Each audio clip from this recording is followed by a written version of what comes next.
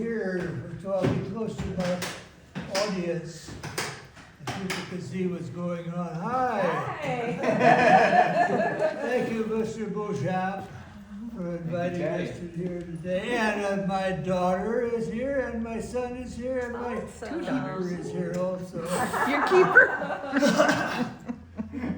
Gilbert Sullivan wrote operettas back in the early 1900s. They wrote one called Mikado, about the Mikado in Japan and how he had an interesting little town called Tiripu. And the whole dynamics of it all is around his love for his ward, his foster daughters. But I'm going to start off with the Mikado's edict. You know, he didn't have a voting or representatives making laws. He just made edicts, and he wrote his name in big letters, you know, so you can read them. Our great Mikado, virtuous man, when he to rule our land began, resolved to try a plan whereby young men might best be steadied. So he decreed in words succinct that all who flirted, leered, or winked, unless connubially should forthwith be beheaded, should forthwith be beheaded. Now that stern decree, you understand, caused great dismay throughout the land, for young and old and shy and bold were equally affected. The youth who winked a roving eye, or breathed a non-connubial sigh, was thereupon condemned to die. He usually objected,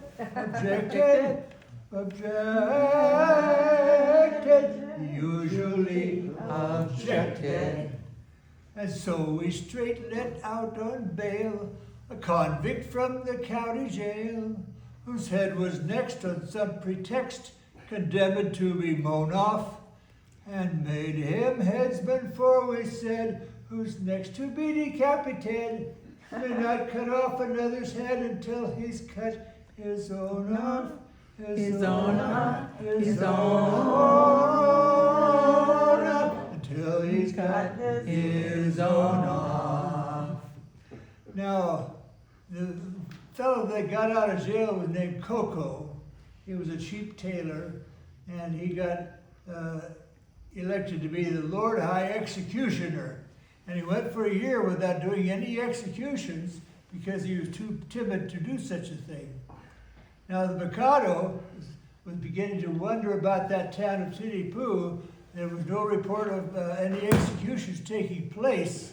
So he decided to take a trip down there and put Coco on the spot. So anyway, Coco had a volunteer to take his place. The volunteer was Nanki Poo. Nanki Poo said that he would take the place of Coco, and Coco could execute him if Nanki Poo could marry Coco's ward and have a whole month of bliss and a honeymoon, and that would make it worthwhile to get his head cut off. So anyway, they were planning to do that, but there was a complication. They found out later that if a man is executed with decapitation, his wife had to be buried alive. So she didn't want that type of thing. So they contrived an idea that they would lie to the Mikado about the execution and make up a story that he might believe. So Coco and one of the pretty girls of the town and the Lord High Everything Else, Puba, decided to make a report to the emperor. So they had the emperor come up and sit down and listen to it all. And Coco started out with his song.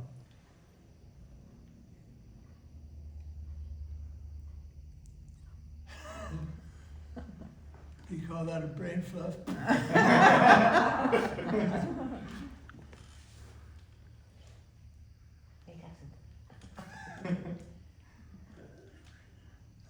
Somebody told me this might happen.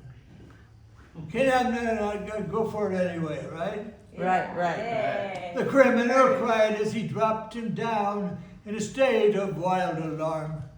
With a frightful, frantic, fearful frown, I bared my big right arm.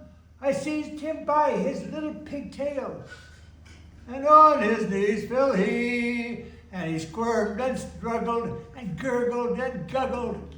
I drew my snickersnee, snickersnee. Oh, never shall I forget the cry, or the shriek that shriekedy, as I gnashed my teeth, and from its sheath I drew my snickersnee. Now I'm going to show you how he looked when he did all that. The typical Japanese thing, grin, and across the road. Then Pitty Singh, this pretty young lady, she wanted to get her point of view in, and she says, he shivered and shook as he gave the sign for the stroke he didn't deserve, when all of a sudden his eye met mine, and it seemed to brace his nerve. For he nodded his head and kissed his hand, and whistled an air did he, as the saber true cut cleanly through his cervical vertebrae. His vertebrae. When a man's afraid, a beautiful maid is a cheering sight to see. And so I'm glad that moment sad was soothed by sight of me. And Pooh-Bah, who's a typical bureaucrat, he takes a lot of bribes for everything he does. He says, no, I gotta get my voice down. Now, though you'd have said that head was dead, for its owner dead was he. It stood on its neck with a smile well bred, and bowed 3 times to me. It was none of your impudent offhand nods, but as humble as could be, for it clearly knew the deference due to a man of pedigree. Pedigree. And it's, oh, I vow, that deathly bow was a touching sight to see. Though trunkless yet, it couldn't forget the deference due to me. Thank you very much.